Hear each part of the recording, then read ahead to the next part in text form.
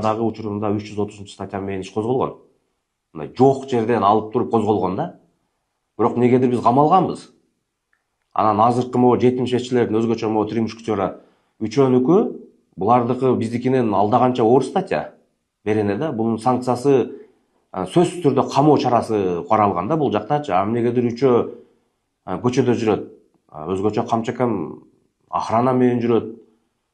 Бул мындай адилетсиздей көрүнөт. Мага деле адилетсиздей көрүнүп атат да.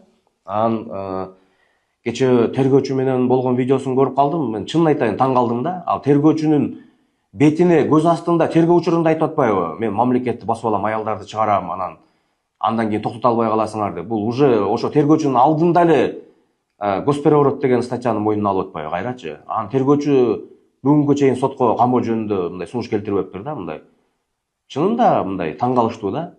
Анан негизинен комментарий жазып аткандар көбүңөр мындай сен эмнеге буларды мындай жамандап атасың дегендей дагы айтыпсыңар да.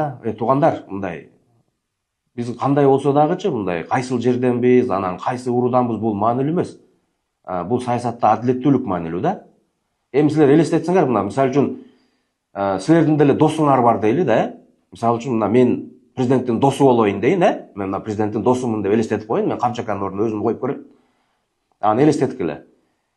Экөөңөр президент менен Ташиевдин жүргөн көчөсүнүн аты эле башка болчу. Президент жумушка Чыңгыз Айтматов көчөсү менен барып келчү, Ташиев Байтик Батара көчөсү менен барып келчү. Экөөнүн жүргөн кортежинин түсү эле башка болчу. Президент кара кортеж менен барып келчү, Ташиев жумушка ак кортеж менен барып келчү.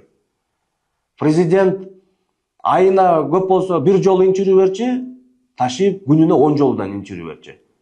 Адамдар президенттен эмес Ташиевден көбүрөөк коркчу. Адамдар кайсы бир деңгээлде учурдагы президент Ташиев деп билчү. Анан президент досун ошондой эбегейсиз чоң мындай бир мүмкүнчүлүктөрдү берген болсо, анан